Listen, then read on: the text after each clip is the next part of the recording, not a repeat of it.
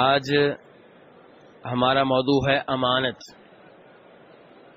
اسلام نے جن اخلاقیات کے بارے میں ہمیں ترغیب دی ہے کہ انہیں اپنایا جائے، ان کے مطابق زندگی گزاری جائے، ان کے مطابق دوسروں سے سلوک کیا جائے، ان میں سے ایک امانت ہے۔ اور امانت کا تذکرہ کرتے ہوئے اللہ تعالیٰ قرآن پاک میں ارشاد فرماتے ہیں 22ویں پارے میں سورہ احزاب میں، اِنَّا عَرَضْنَا الْأَمَانَةَ عَلَى السَّمَاوَاتِ وَالْأَرْضِ وَالْجِبَالِ فَأَبَيْنَ أَن يَحْمِلْنَهَا وَأَشْفَقْنَ مِنْهَا وَحَمَلَهَا الْإِنسَانُ إِنَّهُ كَانَ ظَلُومًا جَهُولًا، کہ بے شک ہم نے امانت پیش کی آسمانوں کے سامنے، زمین کے سامنے، پہاڑوں کے سامنے، لیکن ان سب نے امانت کو لینے سے، امانت کو اٹھانے سے انکار کر دیا۔ کنہوں نے انکار کیا؟ آسمانوں نے، زمین نے اور پہاڑوں نے امانت لینے سے، امانت کا بوجھ اٹھانے سے انکار کر دیا۔ وَأَشْفَقْنَا مِنْهَا، اور یہ مخلوقات امانت سے ڈر گئیں۔ وَحَمَلَهَا الْإِنسَانُ، لیکن انسان نے یہ بوجھ اٹھا لیا۔ إِنَّهُ كَانَ ظَلُومًا جَهُولًا، بے شک انسان بہت ظلم کرنے والا ہے، بہت ہی جاہل ہے۔ اللہ نے یہاں پہ بیان کیا ہے کہ اللہ نے امانت پیش کی آسمانوں کے سامنے، زمین کے سامنے، پہاڑوں کے سامنے، لیکن ان مخلوقات نے امانت کو لینے سے، امانت کا بوجھ اٹھانے سے انکار کر دیا۔ یہاں پہ کئی ایک سوال ہیں۔ پہلا سوال یہ ہے کہ یہ امانت کیا چیز ہے؟ جناب عبداللہ ابن عباس رضی اللہ عنہما اس کی تفسیر میں فرماتے ہیں، امانت سے یہاں مراد اللہ کے فرائض ہیں، اللہ کی طرف سے واجبات ہیں، اور دیگر علماء کے نام نے بیان کیا ہے کہ اس سے مراد اللہ کی حدود ہیں، وہ چیزیں جو اللہ نے حرام کر دی ہیں وہ ہیں۔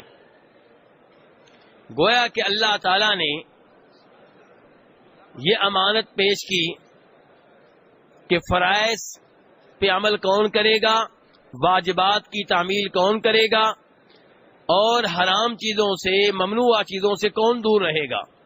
یہ امانت ہے جو اللہ نے پیش کی، کس کے سامنے؟ آسمانوں، زمین اور پہاڑوں کے سامنے۔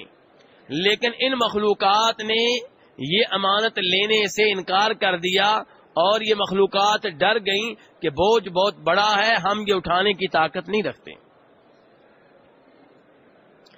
تو امانت سے مراد کیا ہے؟ سب سے پہلے کیا چیزیں ہیں؟ اللہ کے فرائض۔ دوسرا سوال یہ ہے، کیا آسمان اور زمین اور پہاڑ، ان میں یہ شعور ہے کہ اللہ نے ان کے سامنے امانت پیش کی اور انہوں نے یہ امانت لینے سے انکار کر دیا؟ ہم نے تو یہ سنا ہوا ہے کہ جن کو عقل دی گئی ہے وہ ایک انسان ہے اور دوسرے جن ہیں، لیکن یہ آسمان، یہ زمین، یہ پہاڑ، اللہ نے ان کے سامنے امانت پیش کی اور وہ سمجھ گئیں کہ امانت بہت بڑا بوجھ ہے، انہوں نے یہ بوجھ اٹھانے سے انکار کر دیا۔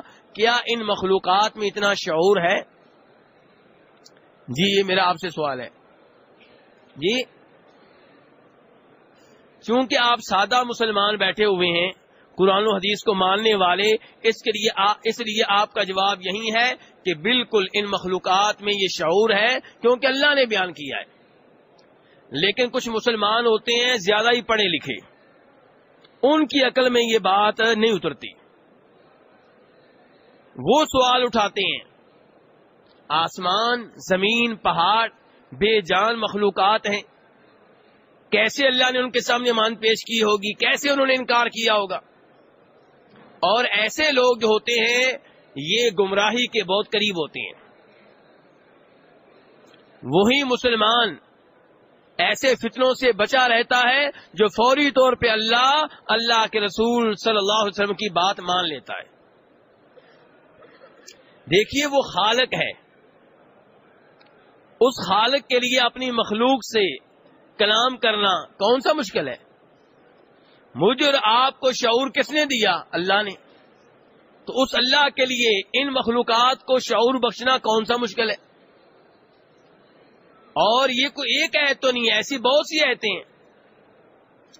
مثال کے طور پہ اللہ تعالیٰ فرماتے ہیں 15ویں سپارے میں سورہ اسراء میں، جس کو بنی اسرائیل بھی کہا جاتا ہے، تسبح له السماوات السبع والارض ومن فیہن، کہ ساتوں آسمان اور زمینیں اور ان میں جو بھی مخلوق بستی ہے یہ سارے کے سارے اللہ کی تسبیح بیان کرتے ہیں۔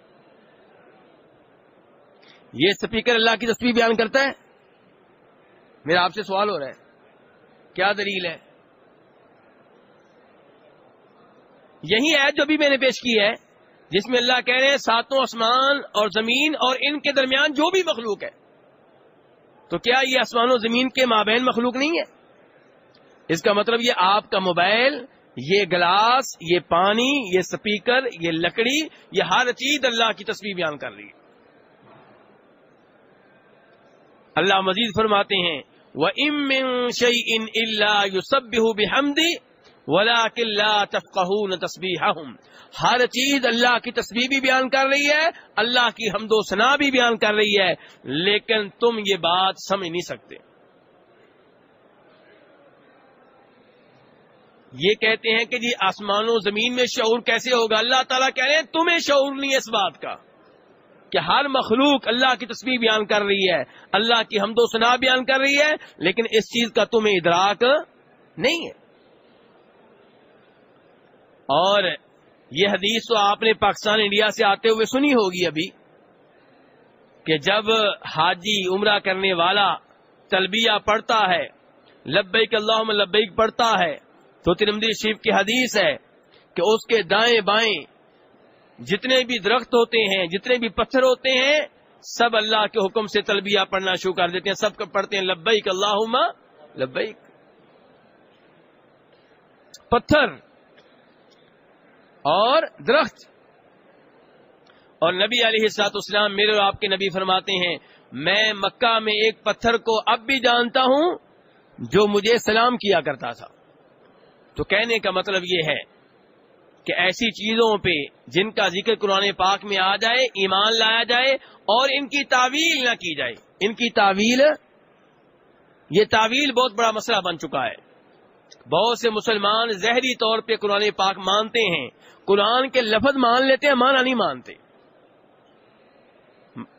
یہی آیت آپ لے لیں، اللہ کہتے ہیں میں نے امانت پیش کی، قرآن پاک کی تلاوت کریں گے، عربی لفظ نماز میں پڑھیں گے، لیکن جب تفسیر کی باری آئے گی نہیں یہ مجازی ہے، یہ مجازن کہا گیا ہے، حقیقت نہیں ہے، یہ حقیقت یعنی کہ اللہ نے ایک چیز بیان کی اور آپ آگے سے کہہ رہے ہیں یہ حقیقت نہیں ہے، ایسا ہوا نہیں، ویسے ہی اللہ کہہ رہے ہیں۔ یہ بہت بڑی جرأت ہے، یہ بہت بڑی جسارت ہے، اور عام طور پہ ایسی جسارتیں ان پڑھے لکھے لوگوں نے کی ہیں جن کو آپ یعنی کہ پاک و ہند کا انگریز طبقہ کہتے ہیں۔ پاک و ہند کا وہ انگریز طبقہ جو اسلام کے ساتھ تعلق رکھتے ہیں، اسلام کا مطالعہ بھی کرتے ہیں، ان سے یہ حرکتیں سرزد ہوئی ہیں۔ کبھی دجال کو ماننے سے انکار کر دیں گے، کہیں گے دجال حقیقت نہیں ہے، دجال کسی شخصیت کا نام نہیں ہے، دجال کا مطلب یہ ہے کہ شر ہی شر ہوگا، بندہ کوئی نہیں ہے یہ۔ کبھی کہیں گے یہ جو کہا گیا عیسیٰ علیہ السلام نازل ہوں گے، اس سے مراد یہ کہ اللہ کی طرف سے خیر نازل ہوگی، اس سے مراد وہ مخصوص نبی نہیں ہے جن کا تذکرہ آتا ہے۔ معجزات کا انکار، قرآن پاک کے حقائق کا انکار، ان کی تعویل کرنا، انہیں مجازی معنی پہ محمول کرنا، اللہ رب العزت ان گمراہیوں سے ہمیں دور رکھے۔ تو بہرحال یہاں پہ اللہ نے امانت کا تذکرہ کیا ہے، تو یہ فرائض، یہ نماز، یہ روزہ، یہ حج، یہ اللہ کی امانت ہے۔ یہ اللہ کی کیا ہے؟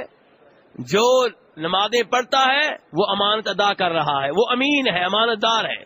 روزے رکھنے والا امانت دار ہے، حج کرنے والا امانت دار ہے، عمرہ کرنے والا امانت دار ہے، اور جو فرائض پہ عمل نہیں کرتا، ایک نماز چھوڑ دیتا ہے، دو چھوڑ دیتا ہے، سب چھوڑ دیتا ہے، یہ امانت میں خیانت کر رہا ہے۔ آپ کی بیگم، آپ کے بچے، یہ آپ کے پاس امانت ہیں، آپ نے ان کی تربیت کرنی ہے، آپ نے انہیں اللہ کے رسول صلی اللہ علیہ وسلم کی شریعت کے مطابق چلانا ہے.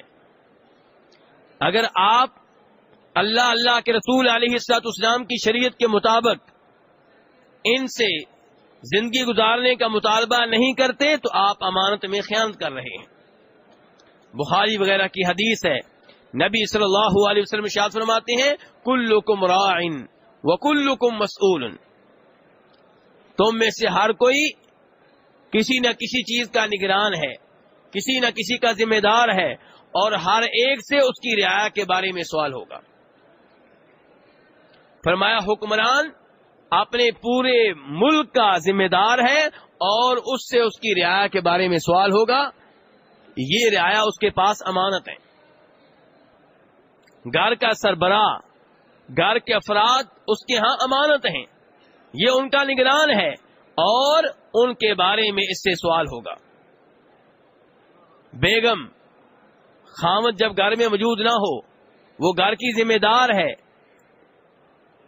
بچوں کی ذمہ دار ہے, گھر کے امور کی ذمہ دار ہے, اور اس سے اس ذمہ داری کے بارے میں سوال ہوگا.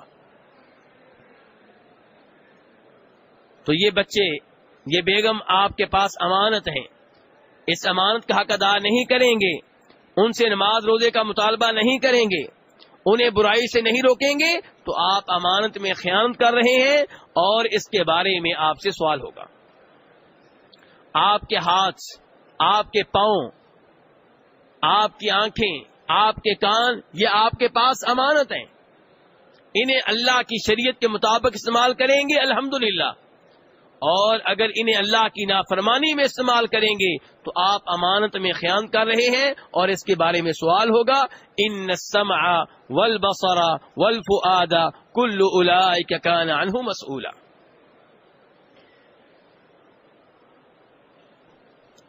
جہاں پہ آپ نوکری کر رہے ہیں, جہاں پہ آپ سروس کر رہے ہیں, آپ جس کمپنی میں ہیں, جس فیکٹری میں ہیں, جس ادارے میں ہیں, وہاں پہ جو ذمہ داری آپ کو سونپی گئی ہے اس ذمہ داری کے آپ امین ہیں.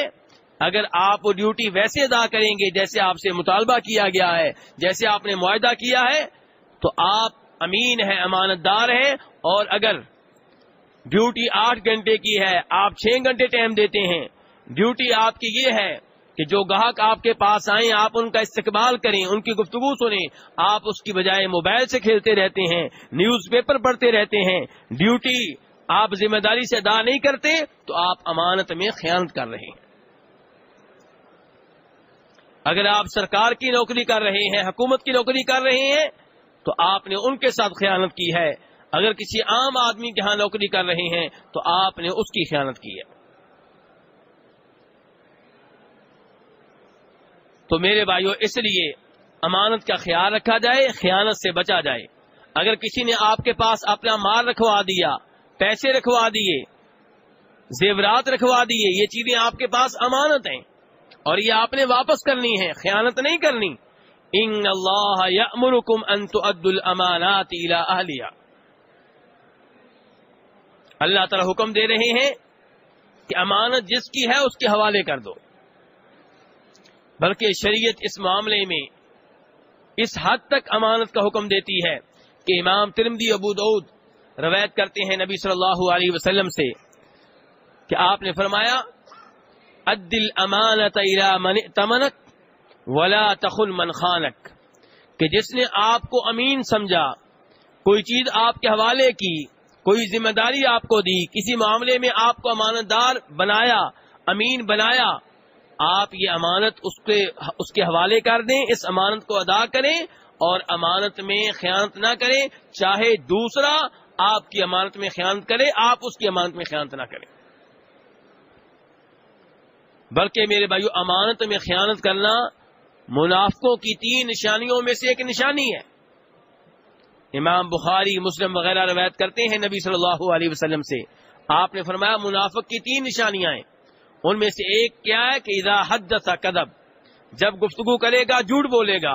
دوسرے نمبر پہ کیا ہے وَإِذَا اؤْتُمِنَ خَانَ, جب اسے کوئی امانت دی جائے, کسی معاملے میں امین بنایا جائے تو وہ امانت میں خیانت کرے گا. یہ منافق کی 3 نشانیوں میں سے ایک نشانی ہے. اللہ رب العزت سے دعا ہے کہ وہ ہمیں پکا سچا مومن اور مسلمان بننے کی توفیق عنایت فرمائے. اللہ تعالی ہمیں ان چیزوں میں امین بننے کی توفیق عنایت فرمائے جن چیزوں میں ہمیں امین سمجھا گیا ہے، امین بنایا گیا ہے.